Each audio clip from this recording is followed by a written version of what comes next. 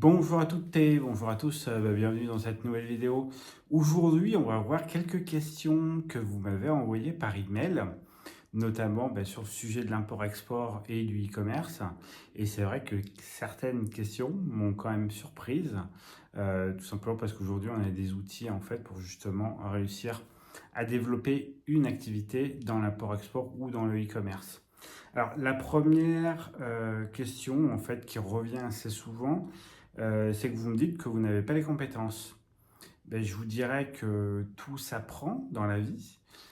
Si vous avez besoin, par exemple, de faire une formation dans l'import-export, alors vous avez des formations dans le domaine du scolaire, entre guillemets, où vous allez pouvoir faire des études de commerce international, par exemple, qui sont généralement plutôt destinées à la partie commercialisation de produits à l'étranger, mais je sais que certaines écoles font aussi des parties achats. Donc vous pouvez très bien vous former aux achats internationaux en allant tout simplement à l'école. Alors bien entendu, ça va vous prendre 3 ans de votre vie, plus effectivement des frais de scolarité qui sont relativement élevés.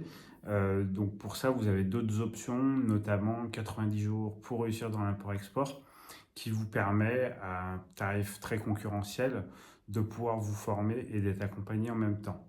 Donc ça, souvent, ça revient très souvent, j'ai pas les compétences. Vous pouvez très bien vous former et vous aurez les compétences nécessaires. C'est trop compliqué pour moi. Alors, je sais que ça peut faire peur, effectivement, d'avoir autant d'actions à mener, mais toutefois, en fait, si vous voulez, si vous rentrez dans une logique de checklist, comme on dit, c'est-à-dire que j'ai fait ça à tel moment, ça à tel moment, etc. C'est tout ce que j'essaie en fait de vous transmettre en fait dans, notamment dans les formations que je vous propose et dans les accompagnements que je vous propose. Je vous guide vraiment pas à pas, c'est-à-dire que vous avez vraiment juste à appliquer chaque action pour obtenir en fait les résultats. Et c'est, je pense, très important, justement, en tout cas au début, d'appliquer entre guillemets à la lettre ce que je vous donne en fait dans les formations pour justement que ce soit le plus simple possible. Et vous verrez que quand vous l'aurez fait une fois, deux fois, trois fois, 10 fois, la complexité que vous aviez imaginée, en fait, elle n'existera plus parce que vous l'aurez fait plusieurs fois. Souvent, en fait, on imagine des choses complexes parce que on les a jamais fait. Et ça, pour moi aussi, certaines choses me paraissent très complexes, mais tout simplement parce que je ne les ai jamais fait. J'ai un client qui est médecin. Même en médecine générale, moi demain vous me demandez de soigner quelqu'un, pour moi c'est très compliqué parce que j'ai pas fait les études pour, parce que j'ai pas eu en fait des patients à soigner, donc forcément c'est complexe pour moi. Donc à partir du moment où vous l'aurez fait 3 ou 4 fois, voire 10 fois, vous verrez que la complexité aura complètement disparu. Alors il y a une phrase qui revient souvent, c'est je ne parle pas anglais, donc pour moi c'est impossible de faire du commerce international. Alors sachez que moi j'ai un bac pro en logistique de transport, donc mon niveau d'anglais n'est pas fou. Alors je me suis un peu amélioré au fur et à mesure des années, mais je ne suis pas bilingue anglais, donc et j'arrive en fait à faire du commerce international sans aucun souci. Vous verrez avec le temps que ce sont toujours les mêmes phrases qui reviennent, c'est toujours à peu près le même vocabulaire qui revient. Donc une fois que vous aurez intégré ce vocabulaire, ce sera beaucoup plus simple pour vous en fait pour pouvoir contacter des fournisseurs. Mais quoi qu'il en soit, au début, vous pouvez très bien utiliser des logiciels de traduction qui fonctionnent très bien, qui sont sur Internet. Ça fonctionne très bien comme ça. Et sachez que même moi, au bout de 28 ans, il m'arrive encore d'ouvrir le dictionnaire pour vérifier en fait ce que veut dire certains mots. Alors, il y a une autre phrase, c'est je ne connais rien au commerce mondial. Alors, sur le terme en lui-même, le commerce mondial, déjà, il n'y a pas grand monde qui le maîtrise. Le commerce international, c'est simplement des échanges de biens entre différents pays, les pays producteurs et les pays consommateurs. Le commerce international, c'est ça. Donc après, vous n'avez pas besoin d'avoir fait un bac+5 en commerce international pour savoir comment il faut acheter, à quel prix il faut acheter et dans quel pays en fait vous devez acheter vos produits. Je vous dirais que c'est utile souvent quand on veut vendre des produits internationaux où là effectivement il faut être bilingue anglais, il faut avoir un très bon niveau, notamment de compréhension des us et coutumes dans chaque pays. Aujourd'hui, quand on achète, je vais vous dire, les gens, ils vous laissent un peu tout passer. Alors, c'est mieux en fait de respecter les us et coutumes des pays dans lesquels vous achetez parce que vous aurez un meilleur contact avec vos fournisseurs.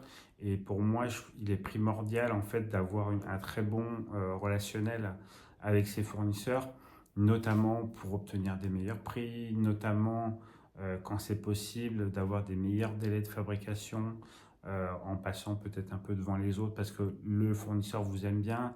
Enfin, bon, tout ça, ça joue énormément et je pense que la sympathie en commerce international, ça vous fait quand même avancer plus vite. Ensuite, j'ai une autre phrase qui revient. J'ai pas fait bac+5. Ben, ça tombe bien, moi non plus. Voilà, moi aussi, j'ai pas fait bac+5 et pourtant aujourd'hui j'y arrive. Donc je vois pas pourquoi vous y arriveriez pas. Comme je vous l'ai déjà dit dans un moment donné dans cette vidéo, moi j'ai un bac professionnel. Donc il y a BEP et bac professionnel. Après, je me suis arrêté et je me suis mis directement dans la vie active parce que c'est quelque chose que je trouvais plus formateur et je m'en suis servi pendant de nombreuses années pour justement apprendre auprès de gens qui font les métiers que je voulais faire. Alors, il y a une phrase aussi qui revient, c'est il faut un très très gros budget. Non, pas forcément.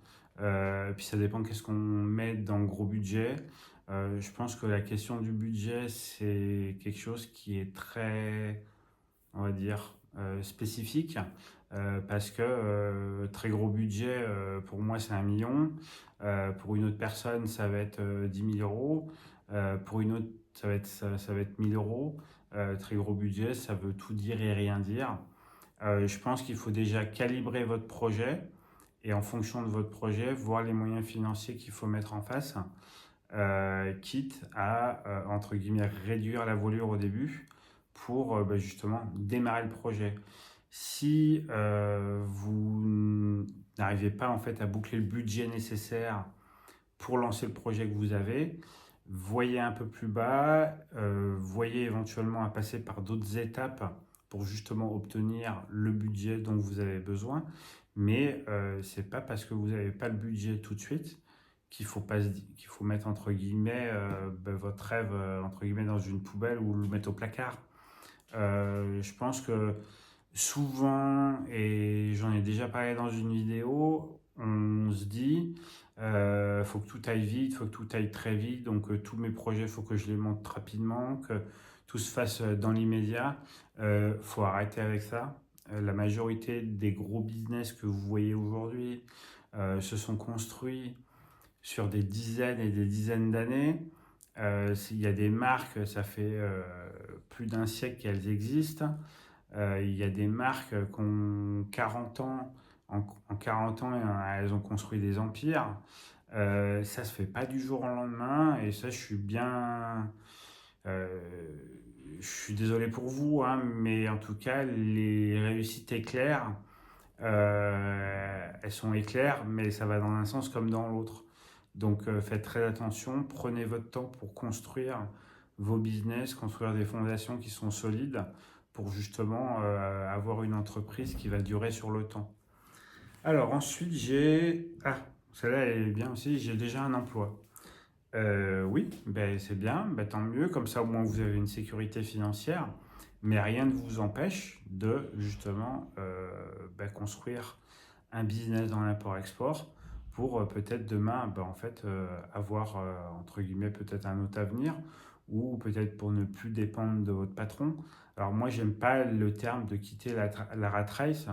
J'aime le fait de dire ben voilà, je prends mon indépendance vis-à-vis de mon patron et je lui dis au revoir et je lui dis merci parce qu'il m'a quand même permis de vivre pendant plusieurs années. En fait, quitter la rat race, ça veut rien dire. C'est un truc inventé par des youtubeurs. Oui, on a en fait, des boulots qui sont plus ou moins difficiles, mais construire en fait sa boîte, c'est aussi compliqué. Quelquefois, les gens se rendent pas compte de la difficulté qu'il y a. Alors bon, je suis désolé, mais c'est la réalité. L'entrepreneuriat, ça se fait pas du jour au lendemain. Il n'y a pas de baguette magique. Il y a des solutions pour, entre guillemets, accélérer un petit peu les choses. Mais en tout cas, des grosses explosions de chiffre d'affaires, etc., c'est relativement rare. Donc, il faut en avoir bien conscience. Et dites-vous que dans l'entrepreneuriat, ben, rien n'est simple et que en tant que patron, en fait, on est là pour gérer des problèmes. Donc, c'est pas forcément entre guillemets le meilleur des postes, hein, pour être très clair. Souvent, on est là pour gérer que des problèmes, sinon on serait pas là. Donc, il faut en avoir conscience et aimer en fait trouver des solutions. Donc oui, si vous avez déjà un emploi, ben oui, c'est pas un problème. Ça, il y a plein de gens qui ont déjà un emploi et ils arrivent très bien à avoir une activité annexe qui construisent étape par étape et qui font grandir, hein. C'est loin d'être impossible. Il faut être un petit peu structuré, mais et se donner les bonnes priorités. Alors c'est sûr que ben, pendant les premiers mois, les sorties avec le copain ou les copines, ben, c'est un peu mis entre parenthèses, mais quoique c'est important quand même de garder une vie sociale. Maintenant, il faut savoir ce qu'on veut, savoir où on met ses priorités, mais ça n'empêche pas d'avoir en fait une vie sociale et de rencontrer bah, vos amis de temps en temps, peut-être moins, ou peut-être bah, sacrifier quelque chose dans votre emploi du temps pour justement vous consacrer au projet que vous avez envie de monter. Et je pense que tout est une question de priorité en fait dans la vie. Je crois pas, alors celle-là j'aime bien, c'est je crois pas en être capable. Alors déjà, quand on n'a pas essayé, on peut pas savoir. Et si on n'essaye pas, ben, on peut pas savoir si on est capable de le faire. La question, je pense que c'est surtout que comme vous l'avez jamais fait, vous vous dites c'est pas possible, je vais jamais y arriver, etc. Euh, Moi j'ai un bac professionnel, donc pourquoi moi avec un bac pro j'y serais arrivé, ben, c'est juste que j'ai mis du temps, j'ai appris petit à petit.